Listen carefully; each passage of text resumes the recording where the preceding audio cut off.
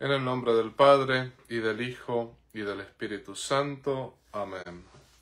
Dios te salve María, llena eres de gracia, el Señor es contigo. Bendita tú eres entre todas las mujeres, y bendito es el fruto de tu vientre, Jesús. Santa María, Madre de Dios, ruega por nosotros pecadores, ahora y en la hora de nuestra muerte. Amén. En el nombre del Padre, y del Hijo, y del Espíritu Santo. Amén. Bueno, ¿qué tal, queridos amigos en todo el mundo? Hoy voy a empezar con esta catequesis en español y voy a ver si tengo la posibilidad de leer también sus preguntas y sus mensajes. Tengo que acá conectarme por esta otra computadora para poder estar en posición de poder responder a sus preguntas y mensajes a medida que me vayan preguntando cosas. Pero antes de pasar a sus preguntas, básicamente quiero hablar un poquito de cómo reconocer a buenos pastores y malos pastores.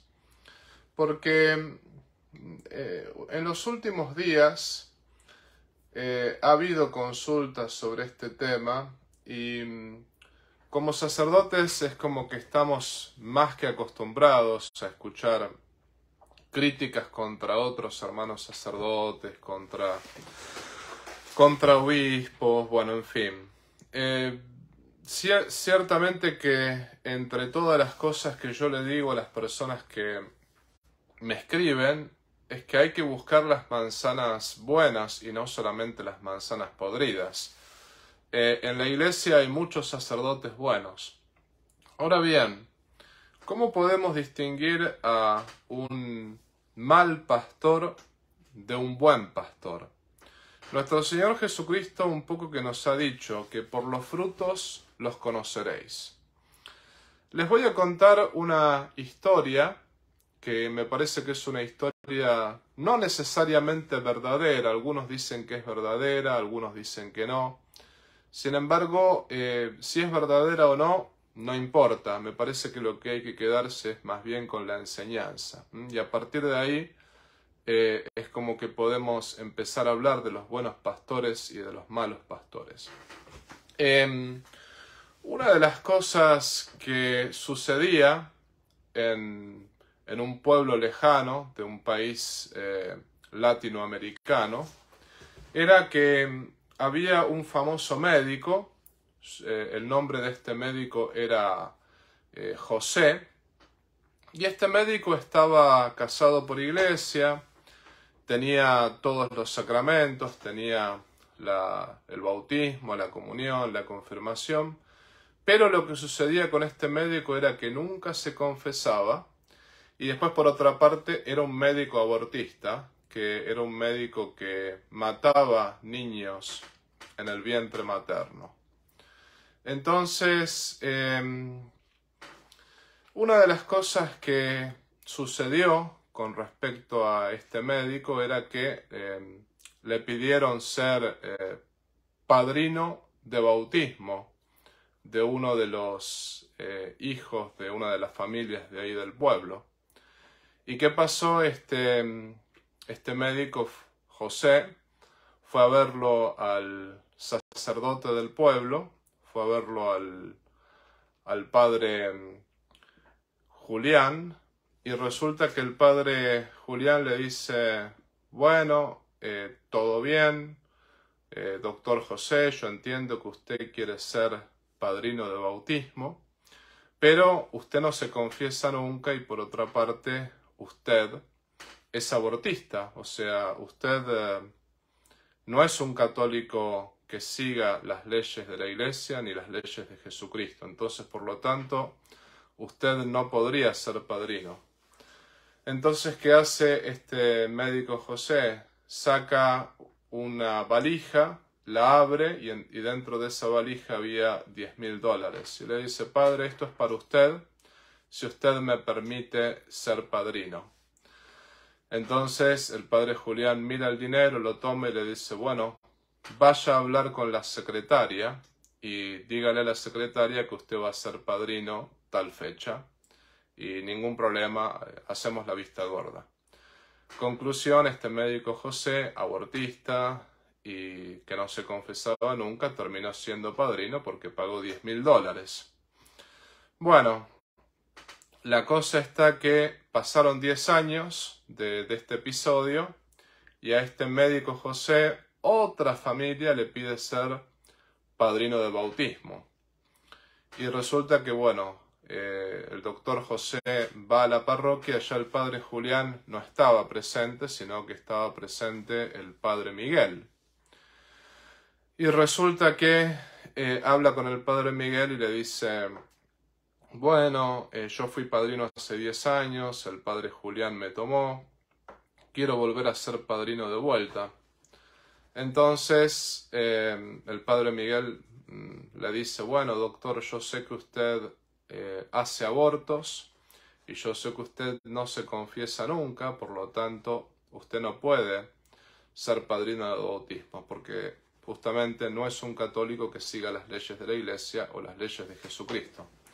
Entonces el doctor José abre la valija y le muestra al padre Miguel $10.000 nuevamente. Bueno, esto es para usted si me permite ser padrino de bautismo. Y el padre Miguel le dice, cierre la valija, yo no quiero ese dinero, no le voy a permitir ser padrino por más que pague $10 millones, porque justamente usted no es un católico que siga las leyes de Jesucristo. Y por otra parte, aceptando su dinero me voy a condenar yo y se va a condenar usted, porque usted está tratando de hacer un acto de simonía, o sea, está tratando de pagar para poder ser padrino. Entonces el doctor José, muy enojado, le dice, bueno, pero el padre Julián me aceptó el dinero.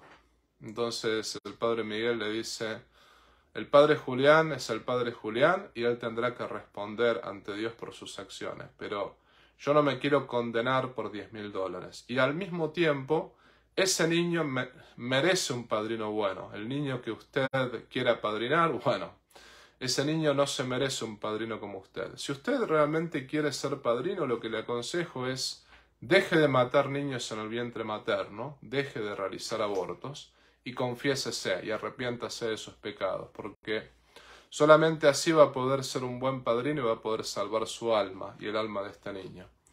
El doctor José estaba súper enojado, entonces habla con la familia y le dice, bueno, el padre Miguel es un poquito extremista, no me permite ser padrino, pero lo podemos buscar al padre Julián en el lugar donde esté.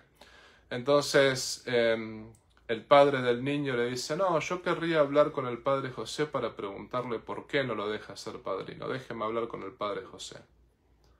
Bueno, conclusión, los padres del niño van a hablar con el padre, no con el padre José, perdón, déjeme hablar con el padre Miguel, Miguel era el nombre, déjeme hablar con el padre Miguel para preguntarle al padre Miguel por qué no lo deja usted, José, ser padrino. Entonces los padres van a hablar con el padre Miguel y el padre Miguel les explica todo. Entonces los padres del niño vuelven y hablan con José, con el médico, y le dicen, no queremos que seas el padrino de nuestro hijo.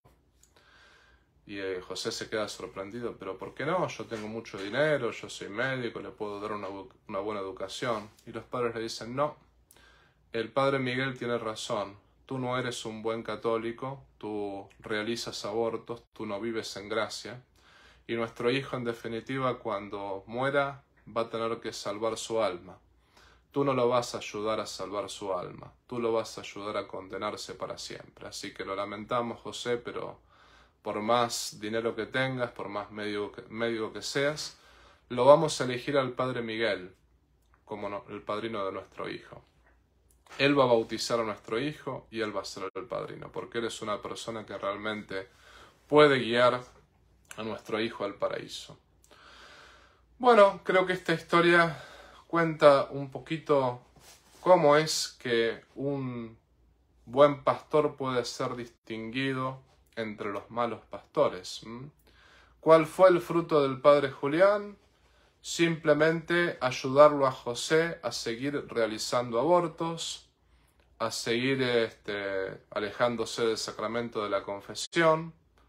¿Y cuál fue el fruto del padre Miguel? Ante todo, que la familia lo elija a él como padrino, y ante todo también que la familia se dé cuenta que estaba eligiendo un mal padrino, que estaba eligiendo un padrino que no podía realmente hacer las cosas según Dios y no podía guiar a su hijo en la fe católica. Ahí se ven los buenos frutos y ahí se ven los malos frutos. Un pastor malo y un pastor bueno se distinguen por los frutos los conoceréis. Entonces ahí está cómo uno tiene que juzgar a los pastores. Muchas veces en la iglesia nosotros nos encontramos con buenos pastores y nos encontramos con malos pastores. Pero no hay que dejarse llevar tampoco por lo que dicen algunas personas de algunos sacerdotes, porque eso pasa muchísimas veces. Un sacerdote nuevo está por llegar a nuestra parroquia y nosotros, sin conocerlo, por lo que otros han dicho de ese sacerdote, ya lo juzgamos mal y ya pensamos que es malo. A mí me han pasado muchísimas veces, y me ha pasado más de una vez, y les digo, me ha pasado en todas las parroquias donde estuve, que yo he ido a una parroquia y algunas personas tenían una idea sobre mí que era una idea errada. Y me lo terminan diciendo después de 2, 3 años, que me dicen: padre, a nosotros nos habían dicho esto, esto, esto y esto de usted. Y ahora nos damos cuenta que no es verdad. Es decir, hay que tener mucho cuidado cuando uno juzga a un sacerdote o a un obispo como malo, simplemente por lo que uno escuchó. Primero hay que conocerlo, hay que verlo en acción. Y recién ahí uno puede más o menos tener una idea de cómo ese padre es, de cómo ese obispo es. Uno nunca tiene que juzgar a las personas. Se pueden juzgar los hechos, pero no las personas. Bueno, los hechos pueden ser buenos o malos. Pero hay que tener cuidado con el famoso teléfono descompuesto. Cuando uno escucha algo de algún sacerdote o escucha algo de alguna persona y sin averiguar si esa información es cierta o mentira, uno directamente ya crucifica a esa persona de la cual se habló mal. Porque ciertamente los pecados de la lengua existen en todas partes y eso existió desde hace mucho tiempo. Pensemos los fariseos, los sumos sacerdotes, cómo hablaban mal de Jesucristo. Y sin embargo, Jesucristo no era como los sumos sacerdotes, los fariseos lo describían, ¿no? Entonces, por eso, ante todo, hay que tener mucho cuidado cuando uno juzga a un sacerdote por lo que escuchó decir de ese sacerdote. Pero después, por otra parte, hay que ver los frutos. Por los frutos lo van a conocer. Si el sacerdote busca la salvación eterna de las personas, eso se va a notar a millas, porque justamente se va a notar en su comportamiento, en su apostolado, en su misión. Si el sacerdote, en cambio, es un asalariado, que no le interesa nada, ni nadie, ni le interesa la salvación de las personas, eso también se va a notar a millas. Así que dicho esto, voy a pasar un poquito a las preguntas de ustedes. Una cosa que me preguntaron es, una de las preguntas que me hicieron fue del sacerdote que habló mal de García Cuerva, del arzobispo de Buenos Aires, y de Monseñor Fernández, el arzobispo de La Plata y el futuro prefecto de la Congregación para la Doctrina de la Fe. Hubo un sacerdote, creo que de apellido Álvarez, que mandó un audio diciendo cosas de Monseñor García Cuerva y de Monseñor Fernández. Y este padre dijo cosas que llegaron a los medios de comunicación y después es como que los medios de comunicación hicieron viral ese audio y prácticamente después el padre, creo que Álvarez era el apellido, si bien no me equivoco, tuvo que salir a pedir perdón por lo que había dicho, esto y lo otro. Bueno, Yo sobre ese audio no tengo mucho que decir porque yo no conozco demasiado a los dos obispos, tanto a García Cuerva como a Monseñor Fernández. Yo nunca he trabajado con ellos y nunca he tenido, digamos, una relación con ellos, así que mucho no puedo decir, ¿no? Sí sé perfectamente la información que circula acerca del arzobispo de La Plata y acerca del arzobispo de Buenos Aires, pero la verdad que yo estando acá en los Estados Unidos tengo tengo poco trato con ellos y, por decirlo así, nunca los vi en mi vida, ¿no? Lo que a mí me parece prácticamente es que cuando uno manda un audio, primero uno tiene que realmente tener cuidado con mandar un audio porque uno nunca sabe dónde ese audio va a terminar. Pero después mandar un audio y después retractarse. En definitiva, si yo estoy diciendo la verdad, no me tendría que retractar.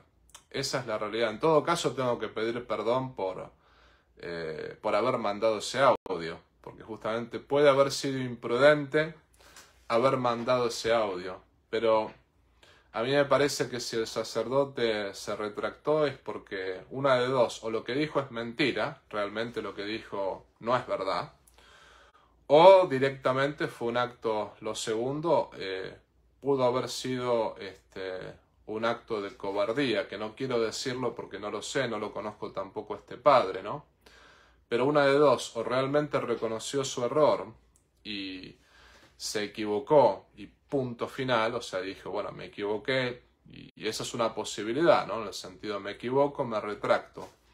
Pero después, si no es así, es un acto de cobardía. ¿Por qué razón? Porque cuando uno dice la verdad, uno no se tiene que retractar de lo que uno dice. O sea, uno tiene que aceptar las consecuencias de la verdad dicha. Ahí está el punto, ¿no? Entonces, yo eso es lo que siempre le digo a las personas: no mandes un audio si realmente después no vas a saber soportar las consecuencias de ese audio. Porque primero tienes que decir la verdad, porque ciertamente que acusaciones así son muy serias y bueno, si encima no son verdad, es como que realmente el pecado de calumnia es un pecado grave en un sacerdote, ¿no? Pero por otra parte, supongamos que yo esté diciendo la verdad, no siempre tengo que mandar ese audio, porque muchas veces es más el daño que uno hace mandando ese audio que callándose la boca, ¿no? Entonces, en definitiva, lo que siempre yo les recomiendo a las personas es: si vas a mandar un audio, primero piensa si no haces más daño mandándolo que callándote la boca. Pero si lo vas a mandar, di la verdad. Y si dijiste la verdad, no te tienes que retractar. Ahí está el punto, ¿no? O sea, en todo caso podrás pedir perdón por haber mandado ese audio, por haber sido imprudente, pero no por la verdad que dijiste, ¿no? Entonces, bueno, como conclusión, o este padre se retractó verdaderamente porque no había dicho la verdad, o directamente fue un acto de cobardía, en el sentido, dijo la verdad y se acobardó, o sea, no se animó a sostener todo lo que estaba diciendo. No sé cuál de las dos cosas es verdad, como sea. Yo creo que, bueno, hay que rezar por todos los sacerdotes y hay que rezar por todos los obispos porque estamos siempre bajo el ataque del enemigo, ¿no? En el sentido, en el día de hoy hay mucha gente que nos ataca y bueno, y con respecto a los dichos de este padre sobre García Cuerva y sobre Fernández, ¿no?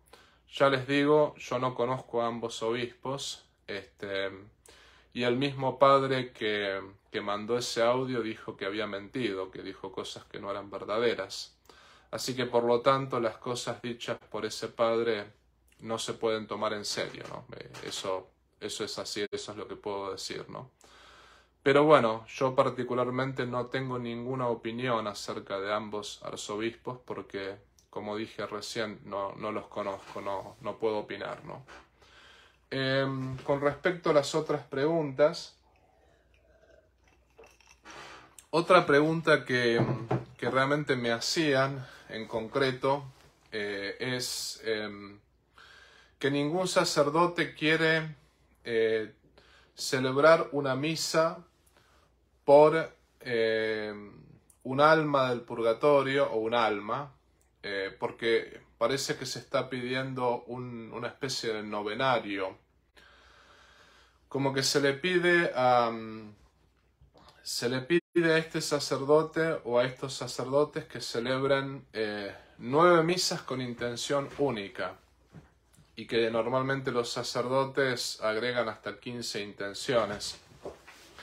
Ahora bien, lo que quiero decir con respecto a eso es las intenciones únicas a un párroco lo complican, ¿no? En el sentido, cuando alguien me pide a mí una misa con intención única, bueno, si no tengo otras intenciones ese día, puedo realmente aceptarla. Lo que pasa es que es muy difícil que un párroco tenga 9 días sin intenciones. Es muy complicado, ¿no? Porque por lo general los que estamos en parroquia sabemos que la gente pide intenciones. Entonces, no es una buena idea pedirle a un párroco o a un sacerdote que tiene cura de almas. No es una buena idea pedirle que celebre misas con intenciones únicas. O sea, eso es complicadísimo, ¿no? Conozco sacerdotes que están más o menos dedicados a la oración y que ellos sí celebran misas con intenciones únicas. Pero habría que enganchar a algún monje o algún sacerdote de alguna congregación que no tenga cura de almas, porque los que tenemos cura de almas no podemos hacer por lo general misas gregorianas o novenarios. Por lo general es imposible.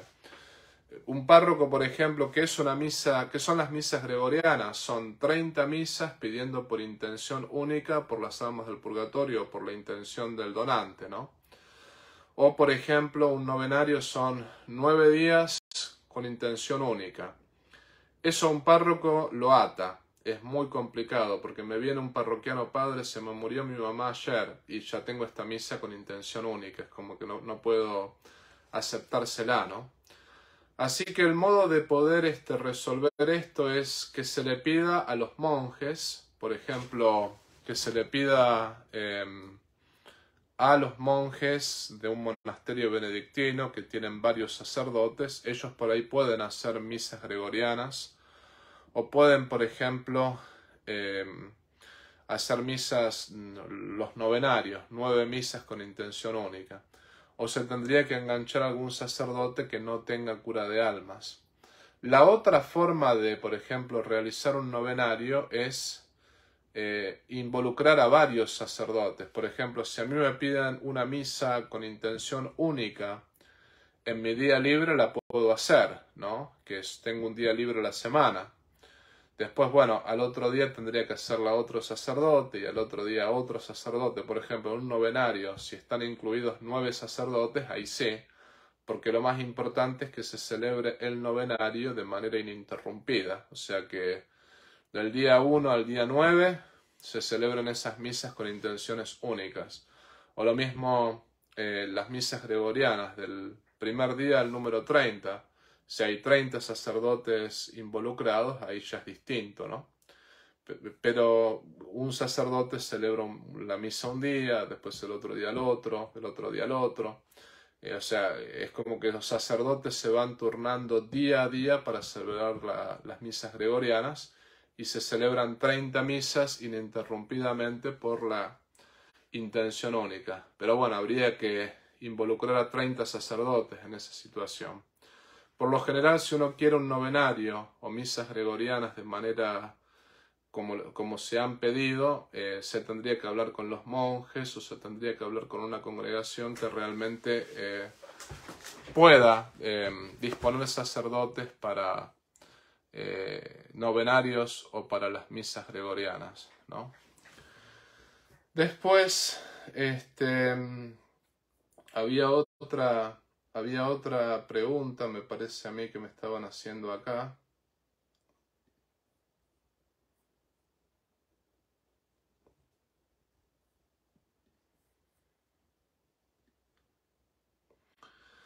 Gracias por sus enseñanzas. cómo aconsejar amigos que participan activamente en la parroquia que no son del agrado del párroco y les ha quitado todo servicio que ellos hacían. Esto porque diferencias sobre la comunión en la mano y la vacuna. ¿Qué hacer para que no se desanimen y alejen de su parroquia?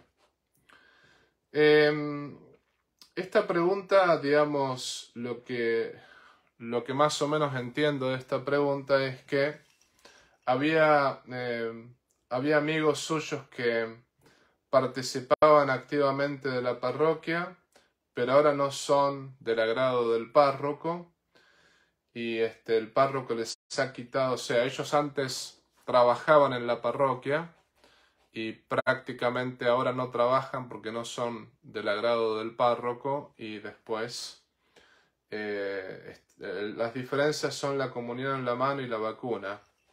¿Qué hacer para que no se desanimen y no se alejen de la parroquia? Ante todo, lo que yo le diría es que hay valores que son irrenunciables. Hay valores que son completamente irrenunciables.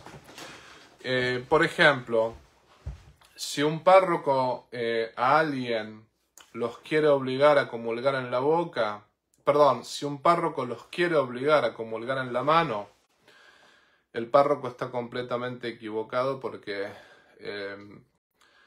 la Redemptoris Sacramentum del Papa Juan Pablo II dice que la comunión en la boca es no solamente permitida, sino que justamente el fiel tiene derecho a comulgar en la boca y de rodillas. Así que, más bien dicho, si es el párroco quien quiere obligar a la persona a comulgar en la mano, el que está equivocado es el párroco en ese caso.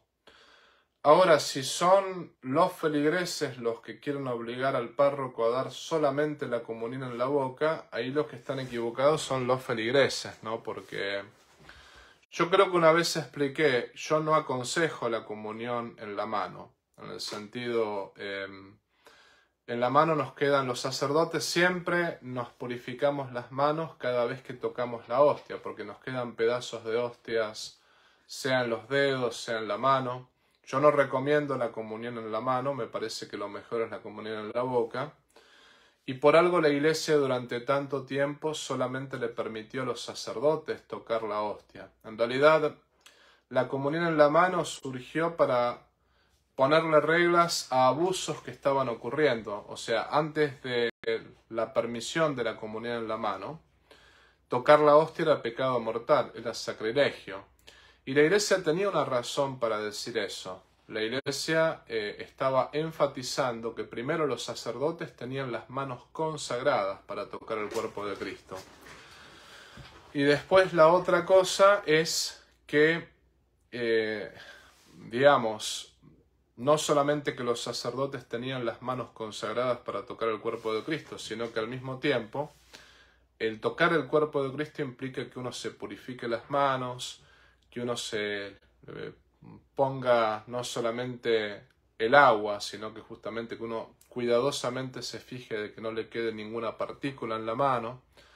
Y ciertamente que los que comulgan en la mano, todas esas precauciones que deberían tener no las tienen. Y por otra parte, desde que se permite la comunión en la mano, gran parte de la población católica ha perdido la fe en la Eucaristía. ¿Por qué? Porque si lo puedo tocar, entonces tan importante no es, ¿no? Yo me doy cuenta en muchos lugares cómo la gente comulga, cómo la gente recibe y muchos la reciben como una galletita, ¿no? Entonces, justamente cuando uno no permitía a la gente tocar la Eucaristía, es porque se estaba enfatizando que es el cuerpo de Cristo, es la sangre de Cristo, es el alma y la divinidad de Cristo. La Iglesia permitió la comunión en la mano para terminar con algunos abusos, porque justamente no estaba permitida la comunión en la mano y algunos sacerdotes la daban en la mano. Entonces lo que dijo la Iglesia es: vamos a poner reglas. Se supone que cuando uno recibe la comunión en la mano uno tiene que comulgar delante del sacerdote, uno tiene que comulgar con las manos limpias, uno tiene que poner las manos así para hacer un trono para Jesucristo. Pero bueno, la aprobación de la comunión en la mano en la iglesia surgió para regularizar abusos que de hecho se estaban dando, porque lo que dijo la iglesia es, bueno, la gente está cometiendo sacrilegios, muchos sacerdotes están cometiendo sacrilegios al permitir la comunión en la mano, vamos a permitirla pero con reglas. De todos modos, yo siempre aclaro, yo tengo todos los elementos para poder purificarme luego de tocar la comunión, al mismo tiempo de que tengo las manos consagradas como sacerdote, pero yo cada vez que toco la hostia me purifico. Es por eso que yo a los fieles no los obligo a comulgar en la boca, pero se los súper recomiendo. O sea, me refiero, es mucho mejor comulgar en la boca porque uno no corre los riesgos que corre cuando justamente uno comulga en la mano. Que me pueden quedar partículas en la mano, que me pueden quedar partículas en los dedos, que puedo tirar el cuerpo del Cristo al suelo. Entonces yo particularmente no recomiendo la comunión en la mano. Siempre le digo a los fieles, es mejor comulgar en la boca. Pero bueno, si vamos a comulgar en la mano, tenemos que respetar las reglas que la iglesia puso, que significa poner las manos así, como un trono, haciendo una cruz, un trono, una mano arriba de la otra, de esta manera. Y después mis manos tienen que estar limpias. Y después tengo que justamente cuidar de, antes de poner las manos así, cosa de que alguna partícula se vaya al suelo, tengo que, si es necesario, lamerme la mano. O sea, lamer todas las partículas. Si es necesario, chuparme los dedos. O sea, asegurarme de que no me quede ninguna partícula en la mano ni ninguna partícula en los dedos. Porque justamente está el cuerpo de Cristo en cada partícula y en cada pedazo de hostia. Entonces tengo que ser muy cuidadoso. Yo creo que comulgando en la boca nos ahorramos el trabajo de saber si nos quedaron partículas, no nos quedaron partículas.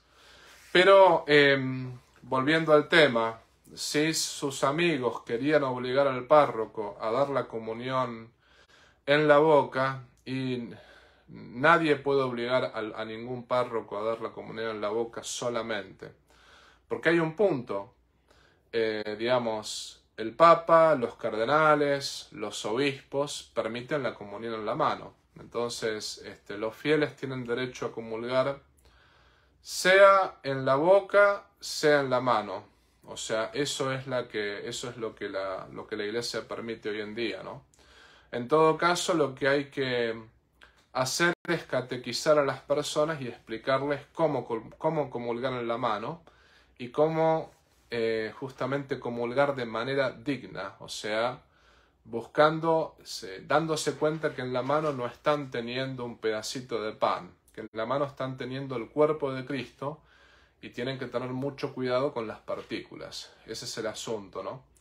Entonces, si es el párroco quien quiere obligar a sus amigos a comulgar en la mano, ahí el párroco está equivocado, porque sus amigos tienen el derecho a comulgar en la boca. Si son sus amigos quienes quieren obligar al párroco a dar la comunión solamente en la boca, en ese caso están equivocados sus amigos, porque no se puede, ¿no? No se puede obligar algo que desde la... En todo caso, eso es algo que tendría que cambiar el Papa mismo. Y actualmente, tanto el Papa como los cardenales, como los obispos, permiten comulgar de las dos formas, sea de rodillas y en la boca, sea parado y en la mano, o sea parado y en la boca también, ¿no? Después, en cuanto a la vacuna, no entiendo muy bien ahí cuál fue la diferencia con el párroco con respecto a la vacuna, ¿no? Yo creo que hay que tener mucho cuidado con los dos extremos. Aquellos que quieren obligar la vacuna, aquellos que dicen, bueno, nos tenemos que vacunar todos porque, digamos, de esa manera estamos totalmente salvos, o sea, como que la vacuna es más que la gracia de Dios. No creo en eso, no creo ciertamente que la vacuna sea más que la gracia de Dios, Y obviamente si la vacuna nos va a salvar, no nos va a salvar, bueno, en fin. Pero también hay que tener en cuenta lo siguiente, que también hay personas que son completamente antivacunas sin mucho motivo, digamos, ¿no? Yo voy a contar simplemente mi experiencia personal con respecto a eso. Yo fui capellán de 2 hospitales y la realidad que en tiempo de pandemia la mayoría, el 98% de los muertos no estaban vacunados. Eso yo lo vi con mis propios ojos, esos fueron hechos, ¿no? En el sentido, me acuerdo que había, a veces el hospital cuando yo visitaba a los enfermos no se daba abasto, o sea, no había camas prácticamente disponibles. Los enfermos graves, 98% no estaban vacunados. Los que estaban vacunados no estaban tan mal, o sea, esa es mi experiencia particular, ¿no? Ahora, eso es lo que yo viví, eso es lo que yo vi. Es por eso que a mí no estoy diciendo soy pro vacuna. No estoy diciendo eso porque prácticamente yo con respecto a eso quiero suspender un poquitín quiero suspender un poquito el juicio. Eso es lo que quiero decir, ¿no? No estoy tan seguro que la vacuna sea la solución, sí, ciertamente. Y ni nunca tampoco estuve tan seguro si la vacuna era la solución o no. Pero el punto está que también los que decían no hay que vacunarse, yo conocí muchos que no se vacunaron y murieron. Ese es el asunto, murieron cuando se enfermaron de COVID, ¿no? Algunos dirán murieron de otra cosa, bla, bla, bla, bla, bueno, todo lo que uno quiera, pero los hechos que yo he visto es que justamente como capellán del hospital no daban abasto las camas para los enfermos y el 98% de los enfermos que estaban ahí, que estaban muriéndose, que muchos de ellos se morían, no estaban vacunados, ¿no? Entonces también hay que tener mucho cuidado con las teorías conspiratorias. Es cierto que la vacuna se utilizó políticamente, es cierto que el COVID se utilizó políticamente, es cierto que los poderes mundiales anticristianos utilizaron la pandemia para atacar a la Iglesia Católica, sobre todo el tema del cierre de las iglesias y todo eso estamos de acuerdo. Siempre los poderes anticristianos van a querer justamente atacar a la Iglesia con todos los medios que tengan posibles y que tengan a mano sobre todo, ¿no? Pero al mismo tiempo hay que tener cuidado cuando uno defiende cosas que en definitiva son discutibles, ¿no? Yo creo que hay valores que son irrenunciables. Hay valores, por ejemplo, si alguien nos pide defender el matrimonio antinatural o si alguien nos pide defender el aborto, no podemos ni defender el matrimonio antinatural ni defender el aborto. Pero después hay cosas que, bueno, que uno tiene que ver realmente hasta qué punto tiene que andar peleando esas batallas, porque por ahí, antes de pelear esa batalla hay que ganar otra guerra. Es lo que yo digo, por ejemplo, a una mujer que uno quiere que se vista bien, o un hombre que uno quiere que se vista bien para ir a la misa. Bueno, es cierto que esta mujer, este hombre están mal vestidos, pero primero hay que hacerles conocer a Jesucristo, y una vez que conozcan a Jesucristo se van a vestir bien solos. Pero hay que ganar esa guerra antes de ganar esta batalla, que por ahí no hay que pelear esa batalla antes, hay que pelear otra guerra. Y después, digamos, de última, lo que uno puede hacer es cambiar de parroquia, ¿no? Si uno no se lleva bien con ese párroco, hay que tratar de cambiar de parroquia e irse con otro párroco cuando las cosas... Lo más importante es que uno no deje de ir a misa el domingo y uno no deje de participar del santo sacrificio solamente porque se peleó con un sacerdote, ¿no? Eso por una parte. Después una pregunta que me hacían por privado es cómo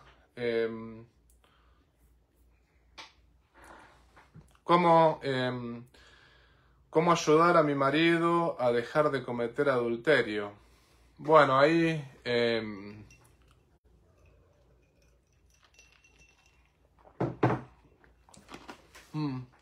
Ahí no sé.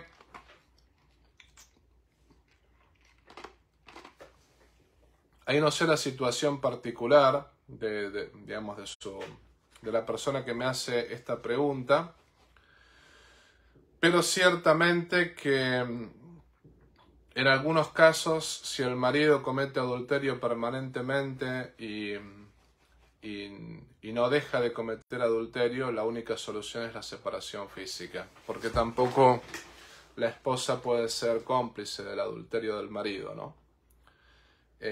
Digamos, hay que ver el caso particular, hay que ver... Pero yo me acuerdo un caso de una mujer que el marido cometía adulterio permanentemente y hasta le traía a las mujeres a la casa. Y un buen día la mujer le dijo, bueno, o decides, o dejas de hacer lo que estás haciendo, o dejas de cometer adulterio, o nos separamos. Y el marido le dijo, no me importa lo que hagas, bla, bla, bla, bla. Entonces al otro día el marido se encontró con las cerraduras cambiadas. Y se encontró con una valijita afuera diciendo, te vas. El marido pateó la puerta, entró, bueno, la mujer llamó a la policía, vino la policía, lo arrestó. Y en fin, fue todo un lío, ¿no? Pero se separaron físicamente. Digamos, un hombre que comete permanentemente adulterio estando casado ya es un hombre que tiene un vicio muy, muy arraigado, ¿no? Y a menos que él realmente se dé cuenta de eso, o al menos que realmente él quiera cambiar, muchas veces no hay manera de ayudarlo, y muchas veces la mejor manera de ayudarlo es separándose de él, ¿no? No quiere decir que uno pueda volverse a casar, son dos cosas distintas. Una cosa es volverse a casar, porque por más que si uno está casado por iglesia, por más que uno esté, digamos, separado, uno tiene que mantenerse fiel al cónyuge, por más que el cónyuge no sea fiel a nosotros. Después habrá que ver si hay que realmente iniciar un proceso de nulidad matrimonial o lo que fuere. Pero mientras uno esté casado por iglesia, uno no tiene que buscar otra persona, hasta tanto no tenga el decreto de nulidad en la mano. Entonces, un marido que comete adulterio permanentemente, la solución es justamente ser muy firme con él y decirle, mira, o dejas de hacerlo o la única que queda es la separación física, ¿no? Muchas mujeres no tienen el coraje para... Así como hay mujeres golpeadas, ¿no? Que justamente se dejan golpear permanentemente y no lo denuncian. Hay muchas mujeres que, bueno, que el marido las engaña permanentemente y siguen con él. Bueno, pero ahí, lo que yo siempre le digo a esas mujeres, la única manera de poder solucionar el problema es sufriendo. O sea, las personas que no están dispuestas a sufrir, no hay manera de ayudarlas, ¿no? Lamentablemente hay veces que uno trata de salvar el matrimonio y uno tiene que hacer todo lo posible para poder salvar el matrimonio. Pero hay veces que, bueno, que uno quiere salvar el matrimonio y el otro no. Entonces la única manera de poder cortar con eso es separándose físicamente, ¿no? Pero bueno, no sé si es su caso. Después, en todo caso, le recomiendo que lo hable con algún sacerdote que tenga cerca de manera, de mejor manera, ¿no? Padre, ¿cómo podemos enseñar bien los mandamientos a los jóvenes?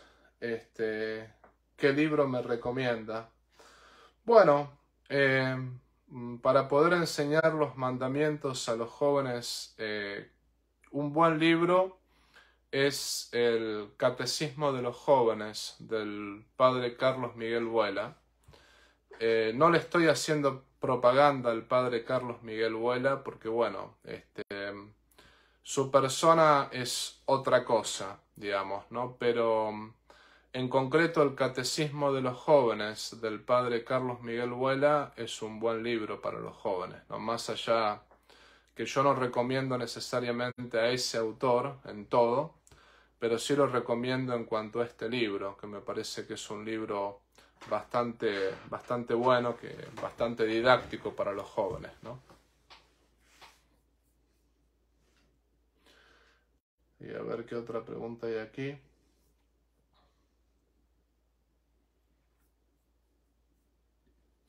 Estoy tratando de ver las preguntas, pero a ver si me las muestra aquí de alguna manera.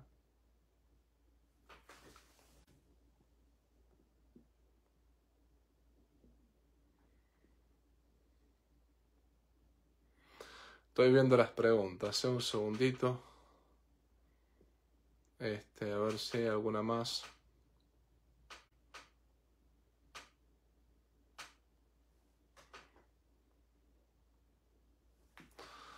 Padre, buenas noches. ¿Qué puedo hacer cuando mamá miente y calumnia y nosotros queremos decir la verdad acerca de ella, pero no creen un queso como mala hija, aunque sea quien apoye siempre a su mamá?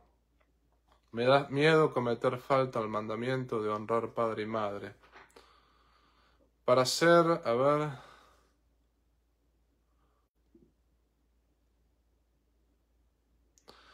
Bueno, no tenemos que confundir el honrar padre y madre con justificar al padre y a la madre todo el tiempo. Son dos cosas distintas, ¿no? Uno tiene que siempre respetar al papá y a la mamá, eso ciertamente, ¿no? Pero cuando el papá y la mamá se equivocan, uno tiene que, digamos, aceptar que se equivocaron, y muchas veces hay que realmente... yo no sé muy bien a qué situación usted se refiere, ¿no? Debería darme un ejemplo más concreto, pero más que nada lo que le quiero decir es... honrar padre y madre no quiere decir justificar al padre y a la madre. Cuando los padres se equivocan, punto final. O sea, uno no tiene que andar siempre justificándolos, ¿no?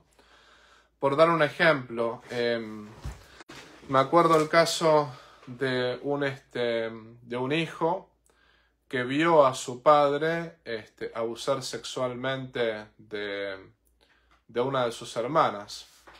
Y este hijo a su padre lo denunció y su padre fue preso. Y después la mamá lo acusaba a este hijo de haber metido preso a su papá, pero en realidad el hijo hizo lo correcto. ¿Por qué razón? Porque el papá abusó sexualmente de una de sus hijas, o sea, de una de las hermanas de este muchacho, ¿no?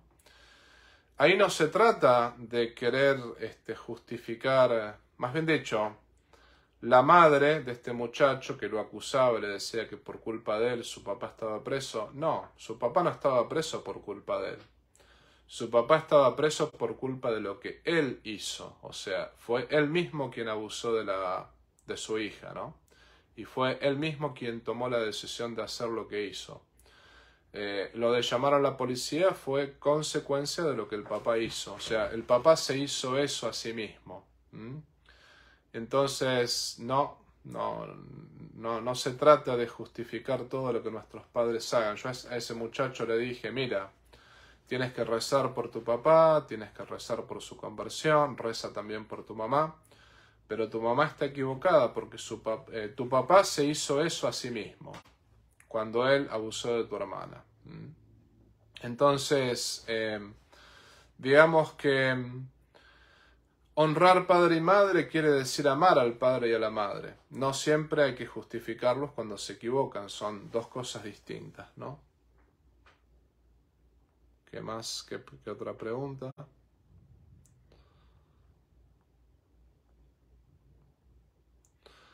Vamos a ver si hay otra pregunta. Padre, ¿podría ayudarme con su verdadero rol de ministras? Porque precisamente toman el cuerpo sagrado. Eso es muy difícil aceptarlo. Con respecto a los ministros y ministras de la Eucaristía, que muchas veces en muchas iglesias están, digamos, es la práctica común de la iglesia actual, ¿no? La práctica común de la iglesia actual es tener ministros y ministras de la Eucaristía. hay que ver cada caso concreto. Hay que ver cada caso concreto porque no es una pregunta fácil de responder esa.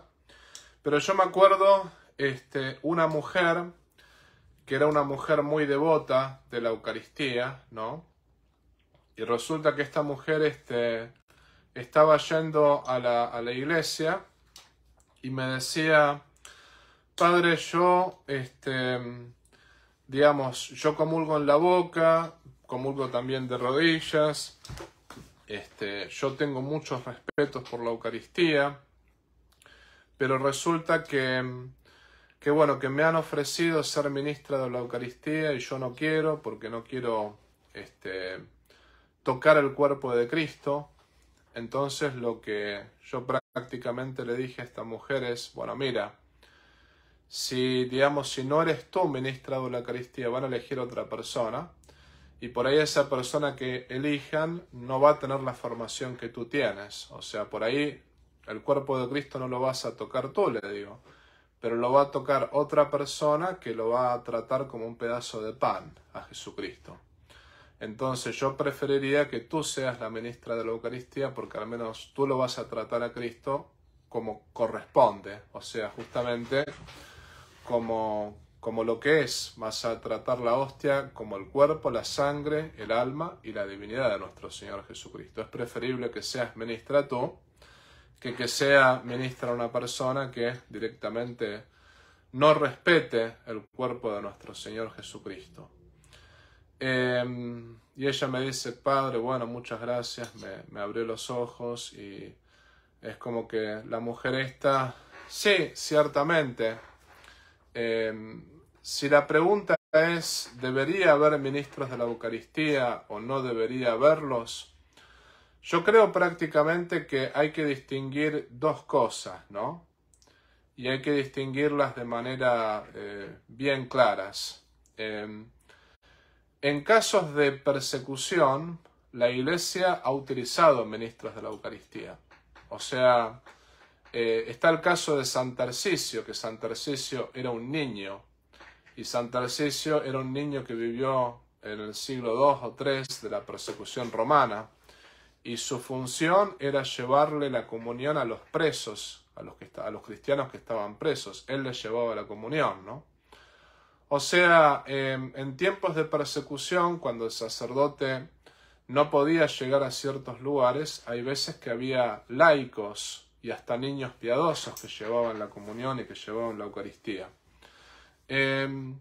Digamos, no estamos en tiempos de persecución aquí y ahora, pero estamos en tiempos donde ciertas cosas no depende de nosotros cambiarlas. No depende de nosotros muchas veces cambiar el tema de por ejemplo, lo que dijimos, ¿no? La comunión en la mano. Esa es una decisión que lo tiene que tomar, por ejemplo, la autoridad eclesiástica responsable. Como tampoco está en nuestro poder muchas veces, cambiar las decisiones de tener ministros o ministras de la Eucaristía. Lo que hay que prácticamente hacer es que los ministros y las ministras de la Eucaristía que tengamos sean personas devotas, sean personas que, primero ante todo, cada vez que toquen el cuerpo de Cristo, se purifiquen las manos, o sea que no tiren el cuerpo de Cristo al piso, no lo tiren no se lo pongan en el bolsillo, que realmente sean personas dignas, personas que realmente traten a Jesucristo como merecen, ¿no? Como Cristo merece ser tratado. Y después, bueno, yo siempre le decía a los ministros, hay que realmente purificarse las manos cada vez que uno toca la hostia, hay que purificarse las manos con agua, esa agua donde uno se purifica las manos no hay que tirarla, digamos, ahí a la pileta donde va la cloaca, ¿no? Hay que tirarla en alguna plantita, en algún lugar donde realmente sea digno. En definitiva, hay que hacer el bien que se pueda hacer en las circunstancias que vivimos actualmente, ¿no?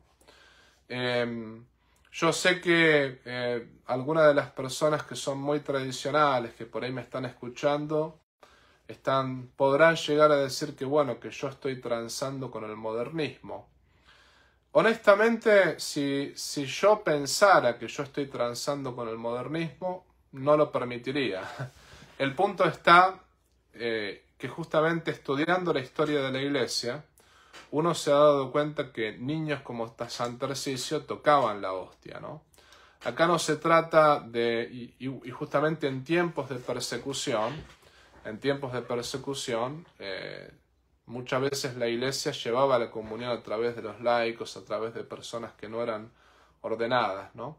Yo lo que hago prácticamente en mi iglesia, en mi parroquia donde estoy yo ahora, yo no utilizo los ministros de la Eucaristía para dar la comunión en la misa, no. La comunión la doy yo, lo mismo en la misa en inglés, tengo un diácono, la comunión la doy yo y la da el diácono también, ¿no?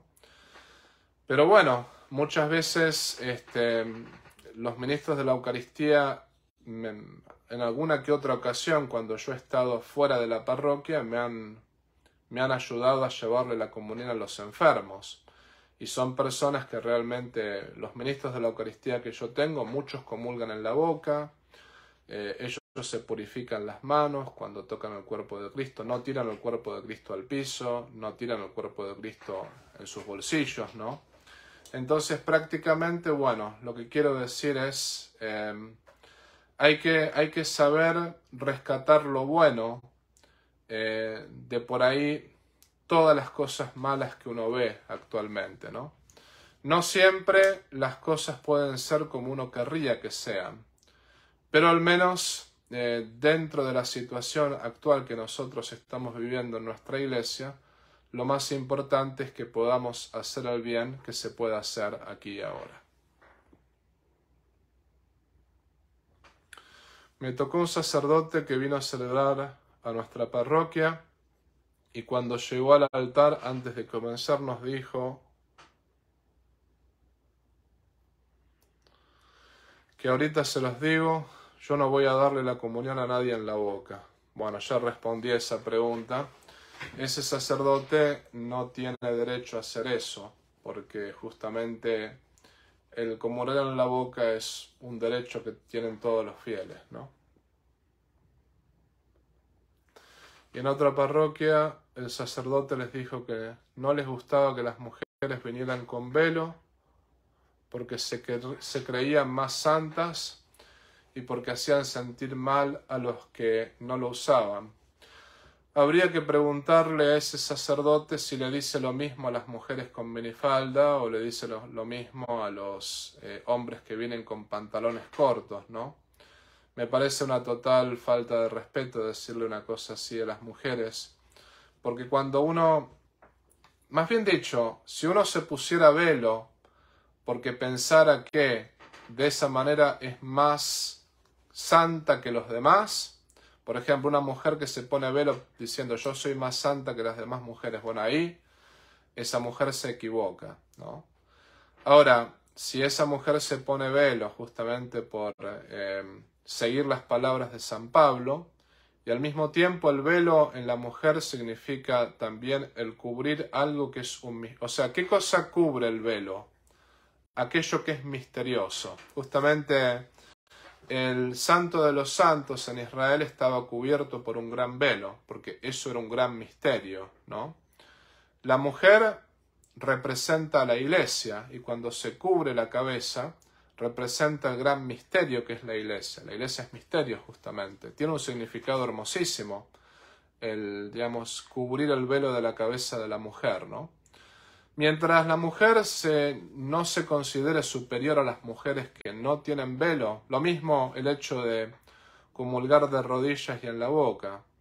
No hay que comulgar de rodillas y en la boca por creerse mejor que los demás, sino muchas veces uno dice, bueno, no me considero digno de estar de pie ante Dios y no me considero digno de recibir a Dios de otra manera que no sea en la boca, porque no soy digno ni siquiera de recibirlo. Uno nunca tiene que considerarse superior a los demás. Ahora, si uno lo hace por un acto de humildad, no por sentirse superior, entonces no les deberían... En realidad ese sacerdote, como muchos de los sacerdotes, tenía un prejuicio con respecto a las personas que usaban velo, ¿no?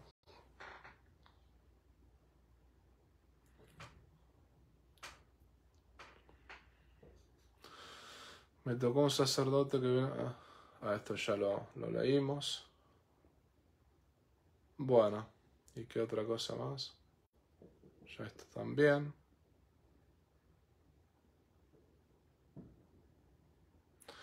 Bueno, creo que...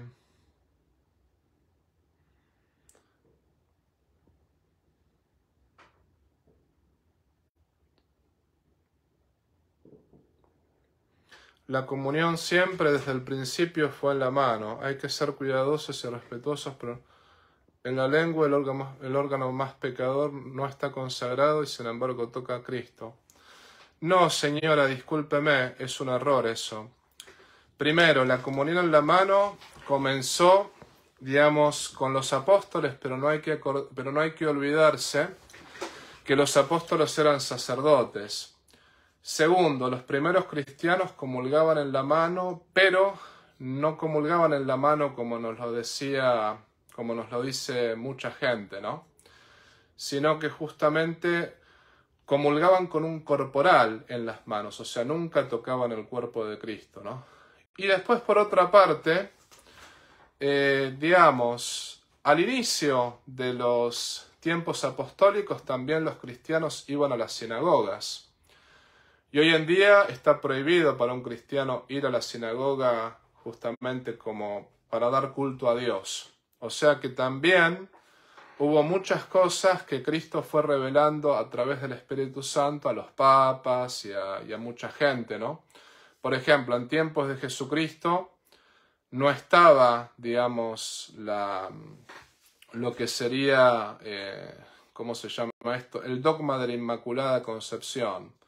O no estaba tampoco el dogma de la infalibilidad papal. O por ejemplo, en tiempos de Jesucristo, otra de las cosas que no estaban es, no estaban las diócesis formadas como están ahora, ¿no? Entonces la Iglesia, el Espíritu Santo la fue guiando poco a poco para justamente hacer los cambios que hizo y para hacer los cambios que actualmente tenemos. Entonces, no porque en tiempos de Jesucristo las cosas se hacían de una manera, ahora se tienen que hacer así tampoco, porque también, si vamos al caso, ¿no? En tiempos de Jesucristo, otra de las cosas que se hacía era, no se le daba la absolución a la persona tan fácilmente. Me acuerdo que haber estudiado en la historia de la Iglesia que para poder recibir la absolución para ciertos pecados había que hacer un año de penitencia. ¿Y qué sacerdote ahora le da un año de penitencia a una persona que justamente comete un pecado, por ejemplo, de sacrilegio, un pecado grave? Sí, en tiempos de Jesucristo también la absolución era de otra manera. Muchas veces se daba más bien la absolución, se confesaban los pecados de manera general y el sacerdote les daba la absolución y se les daba la penitencia. Pero a lo que vamos es, muchas cosas cambiaron, ¿no? Y muchas cosas cambiaron porque el Espíritu Santo inspiró a cambiar esas cosas, porque Cristo mismo dijo, ¿no? El Espíritu Santo les enseñará todo, ¿no? Hay que tener cuidado con mirar la historia de la Iglesia y con decir, bueno, era mejor así, o como al inicio se hacía de esta manera, había que hacerlo de tal manera ahora. Más bien dicho, lo que yo diría es lo siguiente, ¿no? Hay que estudiar la historia de la Iglesia y hay que verla en su conjunto. ¿Cuáles fueron los cambios que se hicieron? ¿Por qué se hicieron esos cambios? Y justamente la Iglesia por 500 años o más solamente dio la comunión en la boca, porque de esa manera la Iglesia quiso enfatizar, ni siquiera 500 años, por 1000 años la Iglesia dio solamente la comunión en la boca, porque justamente la Iglesia quiso enfatizar, ante todo, la importancia de la comunión, ante todo la importancia de el cuerpo, la sangre, el alma, la divinidad de Jesucristo. O sea, como que era algo demasiado grande para andar tocándolo, ¿no? Y justamente además la Iglesia quería mostrar la importancia de la ordenación. Son los que tienen las manos consagradas para poder tocar el cuerpo y la sangre de nosotros. Entonces, bueno, como para que uno lo tenga en cuenta eso, porque muchas veces ese tipo de cosas no se tienen en cuenta. Hay veces que se juzga la historia de la Iglesia mal y no se la entiende. Hay que tener cuidado cuando uno dice de entrada la comunión fue en la mano. Hay matices con respecto a eso, ¿no? A ver qué otras preguntas más. ¿Cómo se administra el sacramento de la unción a un niño que está muy grave? Hay que ver qué edad tiene el niño, pero si el niño tiene menos de 7 años, no es necesario que se le administre el sacramento de la unción para el perdón de los pecados. Se le puede administrar el sacramento de la unción por si Dios permite la curación del cuerpo, pero un niño se calcula que hasta los 5 o 6 años no comete pecados voluntarios, ¿no? Igual cada niño es distinto, porque hay niños que ya a esa edad pecan, ¿no? Habría que ver cada caso concreto. Pero se le administraría la unción como se administra a un adulto, solamente que sería justamente para la curación del cuerpo y no para la curación y no para el perdón de los pecados necesariamente, ¿no?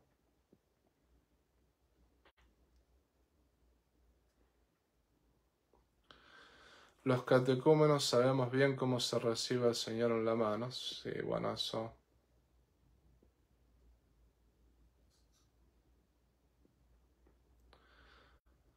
Sí, señora, y conozco muchos catecúmenos también. El problema de los catecúmenos muchas veces es que creen saberlo todo, pero no me voy a poner a discutir con usted. A ver, muchas gracias. Bueno, muy bien. Pero lo que dije recién, que el problema de los catecúmenos es que creen saberlo todo, no me refiero a usted, señora, ni me refiero a todos los catecúmenos.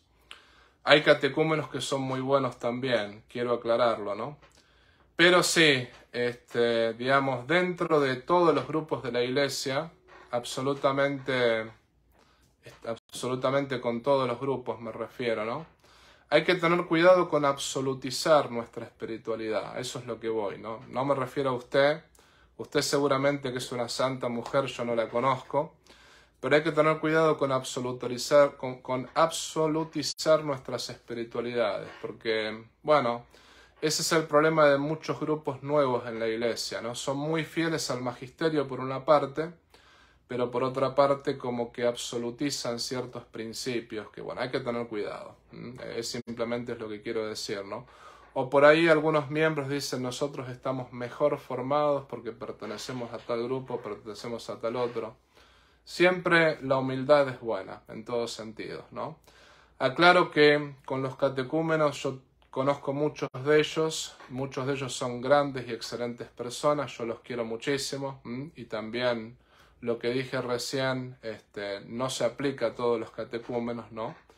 Pero sí, digamos, me ha pasado tanto con los catecúmenos como gente de otros grupos, ¿no? Que muchas veces pretenden saberlo todo. Bueno, hay que tener cuidado con eso, ¿no?